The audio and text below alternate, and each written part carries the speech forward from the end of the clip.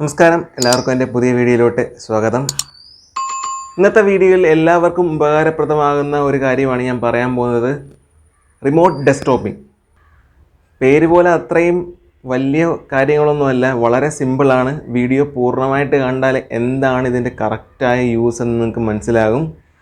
അപ്പോൾ എന്താണ് റിമോട്ട് ഡെസ്ക്ടോപ്പിംഗ് എന്ന് പറഞ്ഞാൽ? കാര്യം അത്ര പാടൊന്നുമല്ല, പേര് പോലെ അത്ര ടഫായിട്ടുള്ള കാര്യമൊന്നുമല്ല. റിമോട്ട് ഡെസ്ക്ടോപ്പിംഗ് എന്ന് പറഞ്ഞാൽ എന്ന് പറഞ്ഞാൽ ഇപ്പം നമ്മുടെ കമ്പ്യൂട്ടർ എനിക്ക് എന്ത് ചെയ്യണം, ഇപ്പോൾ എൻ്റെ വീട്ടിൽ ഞാൻ ഇരിക്കുന്നിട്ട് വേറൊരു സ്ഥലത്തിരിക്കുന്ന ഒരാളുടെ കമ്പ്യൂട്ടർ എനിക്ക് ആക്സസ് ചെയ്യണമെന്നുണ്ടെങ്കിൽ അത് റിമോട്ട് ഡെസ്ക്ടോപ്പിംഗ് ത്രൂ പോസിബിളാണ്. ഫോൺ ആണെങ്കിലും പോസിബിളാണ്. അത് കമ്പ്യൂട്ടർ ടു ഫോൺ ആണെങ്കിലും തിരിച്ച് ഫോൺ ടു കമ്പ്യൂട്ടർ ആണെങ്കിലും പോസിബിളാണ്. അപ്പോൾ ആ ഒരു മെത്തേഡാണ് റിമോട്ട് ഡെസ്ക്ടോപ്പിംഗ് എന്ന് പറഞ്ഞാൽ. ആ മെത്തേഡിനെ കുറിച്ചാണ് ഇന്നത്തെ വീഡിയോയിലൂടെ ഞാൻ പറയാൻ പോകുന്നത്. അപ്പോൾ നമുക്ക് വീഡിയോയിലോട്ട് കിടക്കാം. മെയിനായിട്ട് റിമോട്ട് ഡെസ്ക്ടോപ്പിങ്ങിന് വേണ്ടി രണ്ട് ആപ്ലിക്കേഷൻസ് നമുക്ക് വേണമെങ്കിൽ യൂസ് ചെയ്യാം. അതിലൊന്നാണ് ടീം വ്യൂവർ എന്ന് പറഞ്ഞാൽ, രണ്ടാമത്തെയാണ് എനി ഡെസ്ക്. ആ എനി ഡെസ്കിൻ്റെ സെക്യൂർ ആയിട്ടുള്ള വർക്കിംഗ് എങ്ങനെയാണെന്നാണ് ഞാൻ ഇപ്പോൾ കാണിച്ചു തരാൻ പോകുന്നത്. അപ്പോൾ അതിന് വേണ്ടി ഗൂഗിൾ സെർച്ച് എഞ്ചിൻ എടുക്കുക, അതിനകത്ത് എനി ഡെസ്ക് ഡൗൺലോഡ് എന്ന് ടൈപ്പ് ചെയ്ത് കൊടുക്കുക. അപ്പോൾ ആദ്യം വരുന്നത് എനി ഡെസ്കിൻ്റെ തന്നെ ഓപ്ഷൻ ആയിരിക്കും, അത് ക്ലിക്ക് ചെയ്യുക.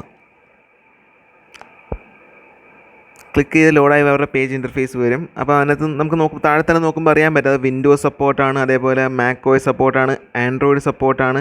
അങ്ങനെ കുറേ ഓപ്പറേറ്റിംഗ് സിസ്റ്റംസ്, ഗൂഗിൾ ക്രോം സപ്പോർട്ടാണ്. കുറേ ഓപ്പറേറ്റിംഗ് സിസ്റ്റംസിനും സപ്പോർട്ടഡ് ആയിട്ടുള്ള ഒരു വേർഷനാണ് എനി ഡെസ്ക് എന്ന് പറഞ്ഞാൽ. അപ്പോൾ നമുക്ക് സിസ്റ്റത്തിലും യൂസ് ചെയ്യാം, അതേപോലെ തന്നെ ഫോണിലും യൂസ് ചെയ്യാം. ഇപ്പോൾ ഞാൻ ഡൗൺലോഡ് കൊടുക്കുവാണ്, വേർഷൻ 6 ഡൗൺലോഡ് ചെയ്ത്.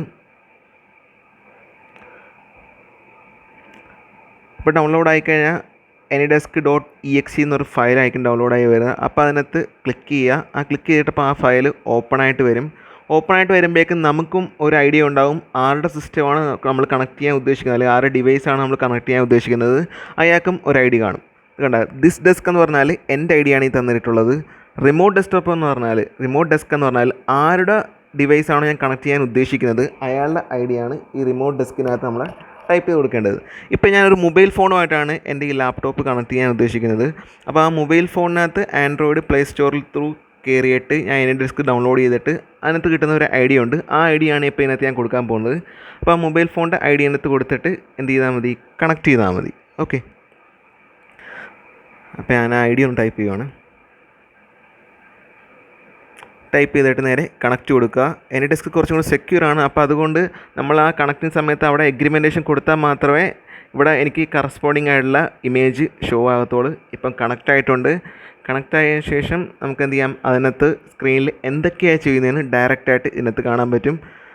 വേറൊരു കാര്യം മെയിനായിട്ട് പറയേണ്ടതെന്ന് പറഞ്ഞാൽ ഇൻ്റർനെറ്റിൻ്റെ കാര്യമാണ്. ഇൻ്റർനെറ്റ് സ്പീഡ് വളരെ അത്യാവശ്യമാണ്. ഇൻ്റർനെറ്റ് സ്പീഡ് ലോ ആണെങ്കിൽ 3Gയേക്കാൾ താഴെയാണെങ്കിൽ നമുക്ക് ഈ കണക്ഷൻ ഭയങ്കര സ്ലോ ആയിട്ടേ പോകത്തുള്ളൂ.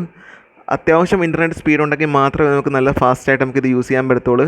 അപ്പോൾ ഇതിൻ്റെ മെയിൻ അഡ്വാൻറ്റേജ് എന്ന് പറഞ്ഞാൽ ഇപ്പം ഈ മൊബൈൽ ഫോണിലുള്ള ഒരാൾക്ക് എന്തെങ്കിലും ഡൗട്ട് അല്ലെങ്കിൽ എന്തെങ്കിലും കാര്യം പറഞ്ഞു കൊടുക്കണമെന്നുണ്ടെങ്കിൽ ഇപ്പോൾ എനിക്ക് സിസ്റ്റം ത്രൂ പറഞ്ഞു കൊടുക്കാൻ പറ്റും. അപ്പോൾ മൊബൈൽ ഫോണിലെ ആ യൂസറിന് കറക്റ്റായിട്ട് അത് അയാളുടെ വീട്ടിലിരുന്ന് എവിടെയാതിരുന്ന വെച്ചാണെങ്കിലും അത് ചെയ്യാൻ പറ്റും.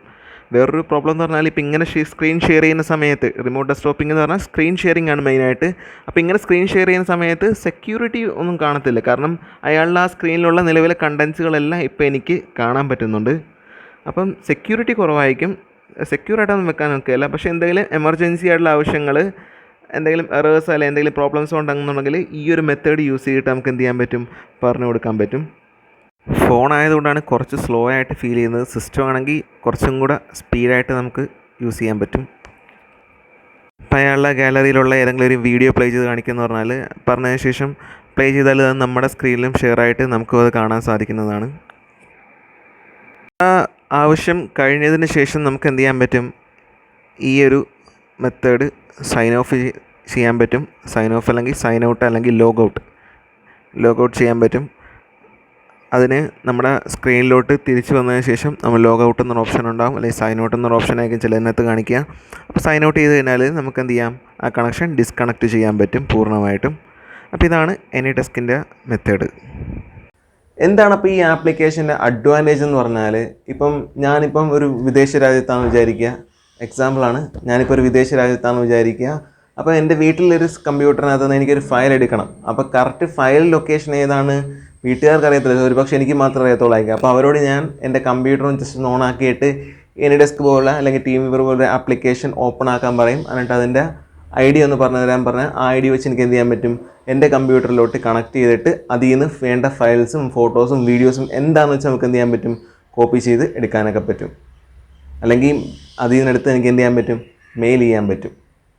ഇതിൻ്റെ വേറൊരു രീതി എന്ന് പറഞ്ഞാൽ ഇപ്പോൾ സിസ്റ്റം യൂസ് ചെയ്യുന്ന ആളാണെന്നുണ്ടെങ്കിൽ 2 പേർക്കും ഒരേപോലെ സ്ക്രീൻ ആക്സസ് ചെയ്യാൻ പറ്റും. അതായത് ഷെയർ ചെയ്യുന്ന ആൾക്കും ആക്സസ് ചെയ്യാൻ പറ്റും, അത് കിട്ടുന്ന ആൾക്കും ആക്സസ് ചെയ്യാൻ പറ്റും. പക്ഷേ മൊബൈൽ ഫോണാണെന്നുണ്ടെങ്കിൽ ആരാണോ ഷെയർ ചെയ്യുന്നത് അയാൾക്ക് മാത്രമേ എന്ത് ചെയ്യാൻ പറ്റത്തുള്ളൂ, സ്ക്രീൻ ആക്സസ് ചെയ്യാൻ പറ്റത്തുള്ളൂ. ഇൻ കേസ് എന്തെങ്കിലും പ്ലേ സ്റ്റോറിൽ നിന്ന് ആപ്ലിക്കേഷൻ ഇൻസ്റ്റാൾ ചെയ്യണമെങ്കിൽ നമ്മൾ എന്ത് ചെയ്യാം, പറഞ്ഞു കൊടുത്ത് എന്ത് ചെയ്യാം, മറ്റേ ആളെ കൊണ്ട് ചെയ്യിപ്പിക്കാനൊക്കെ എന്ത് ചെയ്യും, ഇതിലൂടെ സാധിക്കുന്നതാണ്. ഞാൻ ഓൾറെഡി പറഞ്ഞ പോലെ ഇൻ്റർനെറ്റ് സ്പീഡ് വലിയൊരു ഘടകം തന്നെയാണ്. ഇൻ്റർനെറ്റ് സ്പീഡ് ഉണ്ടെങ്കിൽ മാത്രമേ ഫാസ്റ്റായിട്ട് നമുക്ക് ഓരോ കാര്യം ചെയ്യാൻ പറ്റത്തുള്ളൂ. ഇല്ലയെന്നുണ്ടെങ്കിൽ ഭയങ്കര സ്ലോ ആയിരിക്കും. അപ്പോൾ ക്ഷമയോടുകൂടി നമ്മൾ കാത്തിരിക്കണം ഓരോ കാര്യങ്ങളും ചെയ്യാൻ വേണ്ടി.